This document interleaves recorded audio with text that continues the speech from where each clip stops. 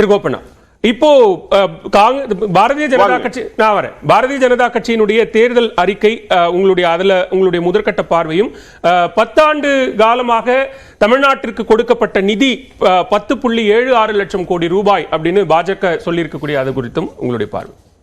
2014 2019 இப்போ 2024 2014 மோடி பரப்புரை மேற்கொண்ட போது தேர்தல் அறிக்கையில் கூறப்பட்ட திரும்ப திரும்ப சொல்லிட்டோம், ஆண்டுக்கு 2 கோடி பேருக்கு வேலை, 20 கோடி பேருக்கு கொடுக்கணும்.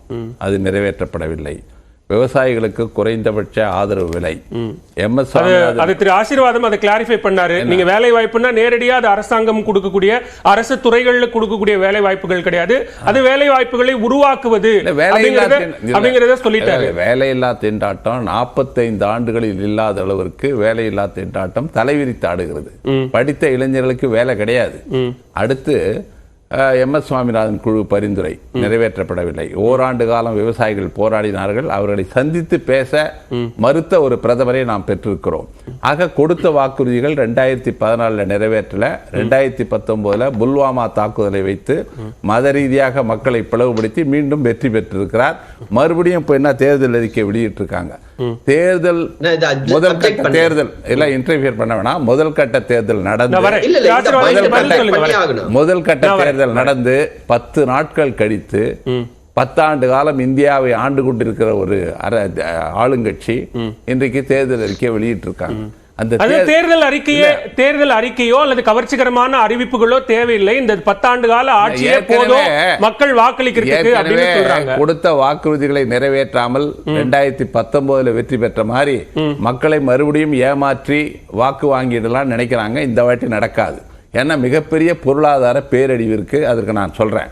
இவர் 2019 ஆகஸ்ட் 15 டெல்லி செங்கோட்டையில பிரதமர் மோடி அவர்கள் 2024 $5 டிரில்லியன் பொருளாதார நாடாக இன்றைக்கு 5வது நிலையிலிருந்து 3வது நிலைக்கு நான் உயர்த்துவேன் என்று சபதம் ஏற்றுக்கொண்டார்.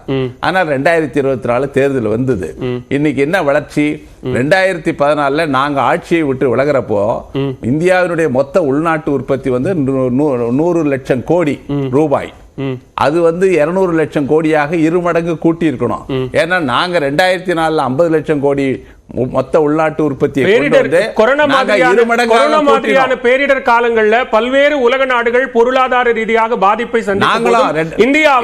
இந்தியாவை பொருளாதார பாதிப்பு ஏற்படாமல் தற்காத்தது அப்படின்னு பிரதமர் சொல்லியிருக்கிறார். 2008 சர்வதேச ரீதியாக பொருளாதார வீழ்ச்சியை எதிர்கொண்டு மன்மோகன் சிங் ஆட்சி 2 மடங்கு வளர்ச்சியை ஏற்படுத்தணும்.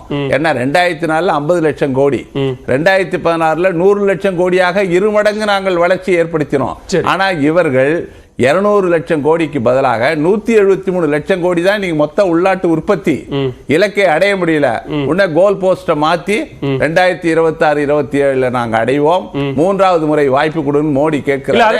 அதுதான் திரு ஸ்ரீராம் கேட்டாரு. நீங்க வறுமையை ஒழிப்போம்னு காங்கிரஸ் முன்வைக்கக்கூடிய முழக்கம் இத்தனை ஆண்டு காலத்தை கடந்தும் அந்த முழக்கம் முன்வைக்கப்படுதுன்னா சில விஷயங்களை ரொம்ப லாங் டர்மா தான் நிறைவேற்ற முடியும். லாங் டர்மா தான் நிறைவேற்ற முடியும். அப்படித்தான் நாங்களும் சொல்றோம். லாங் டர்மா தான் நிறைவேற்ற முடியும். சிந்திக்கணும். 1947 சுதந்திரம் பெற்றப்போ இந்த நாடு எப்படி இருந்தது? அதற்கு பிறகு நவ இந்தியாவின் சிற்பி 17 ஆண்டு காலம் பிரதமர், தொடர்ந்து 55 ஆண்டுகள் இந்தியாவை நாங்கள் ஆண்டிருக்கிறோம். இந்த 75 ஆண்டுகள்ல 55 ஆண்டுகள்ல இந்தியாவை வளர்ச்சி பாதையில் அழைத்து சென்று உலக நாடுகள் வரிசையில் இந்தியாவை உயர்த்தி இருக்கிறோம். வளர்ச்சி இல்லைன்னு யாருமே சொல்ல முடியாது. வறுமையை ஒழிப்பதற்கு மிகப்பெரிய வறுமை ஒழிப்பு திட்டங்களை இந்திரா காந்தி காலத்திலே நிறைய செஞ்சிருக்கோம். ஆக அதெல்லாம் மறுக்கவே முடியாது. இன்னைக்கு நான் கேட்கிறேன், இந்த தேர்தல் அறிக்கையில பேசுவதற்கு ஏதாவது இருக்கா? அதுதான் தேவையில்லைங்கிறாங்க. மக்களை ஏமாற்றலாம் பேசுகிறார்கள். அவர்கள் 10 ஆண்டு கால ஆட்சியின் மீதான நம்பிக்கை மக்களிடம் இருக்கிறது. தேர்தல் அறிக்கையின் வாயிலாகவோ கவர்ச்சிகரமான அறிவிப்புகளின் வாயிலாகவோ நாங்க மக்கள்கிட்ட கொண்டு போய் சேர்த்து அதன் மூலமாகத்தான் வாக்குகளை பெறணுங்கிற அவசியம் இல்ல. மக்களே பாரதிய ஜனதாவுக்கு வாக்களிக்கக்கூடிய நிலை உருவாயிருக்குன்னு சொல்றாங்க. நான் கேட்கிறேன், நாங்க வெளியிட்ட தேர்தல் அறிக்கையை முஸ்லீம் லீக்கின் தேர்தல் அறிக்கை சொன்ன பிரதமர் மோடி அவர் எந்த அடிப்படையில் செயல்படுகிறார் என்று நாட்டு மக்களுக்கு நன்றாகவே தெரியும். வாக்குறுதி கொடுத்து மக்கள் நல திட்டங்களை, வளர்ச்சி திட்டங்களை உருவாக்கி இந்த நாட்டில் மக்கள் ஆதரவை பெற வேண்டும் என்ற நோக்கம் மன்மோகன் சிங் கிடையாது, பாஜக கிடையாது. இன்னைக்கு நான் சொல்லுகிறேன், கோயம்புத்தூர்ல தலைவர் ராகுல் காந்தி, தமிழக முதலமைச்சர் மு.க. ஸ்டாலின் அவர்கள் பங்கேற்ற அந்த நிகழ்வு, அந்த இனிப்பகத்துக்கு தடை, அந்த மீடியனை தாண்டி ராகுல் காந்தி தாண்டி வந்து அந்த கடையில ஸ்வீட் வாங்கி முதலமைச்சருக்கு கொடுத்தார்ல, கட்டி தழுவி கொடுத்த போது முதலமைச்சர் மகிழ்ந்த மகிழ்ச்சி இருக்குல்ல, அதன் மூலமாக தமிழ்நாட்டு மக்களின் உள்ளங்களை கொள்ளை கொண்டவராக ராகுல் காந்தி இருக்கார். கூட்டணி எமோஷனலி இன்டகிரேட்டட். அந்த மாதிரி எங்களுக்கு எதிரான கூட்டணியில எந்த விதமான வாய்ப்பும் இல்ல.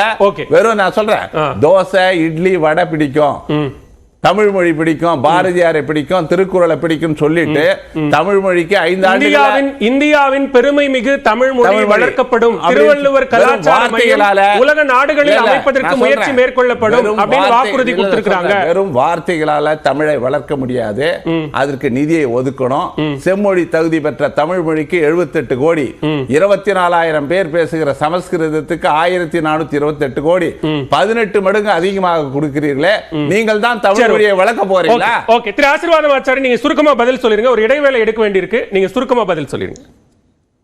அதாவது காங்கிரஸை சேர்ந்த கோபண்ணா அண்ணா வந்து அந்த புல்வாமாவை பத்தி பேசினாங்க. புல்வாமாவை பத்தி இவங்க பேசிதான் 2019 படுதோல்வி அடைஞ்சாங்க. ஏன்னா இவங்க வந்து எங்களை எதிர்த்து கேள்வி கேட்கல, பிரதமரை எதிர்த்து கேள்வி கேட்கல.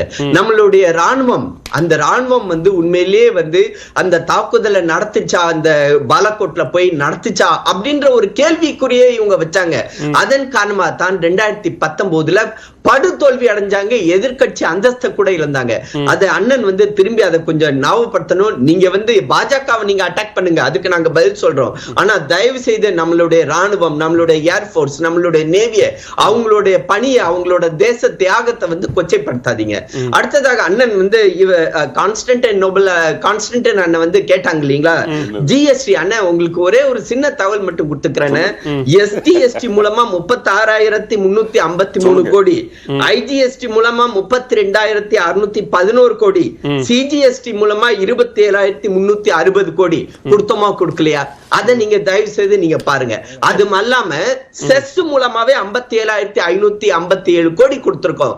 இந்த இன்னைக்கு வந்து தினமலர்லயும் மத்த பேப்பர்லயும் வந்துச்சு இல்லீங்களா முழு பக்க விளம்பரம்.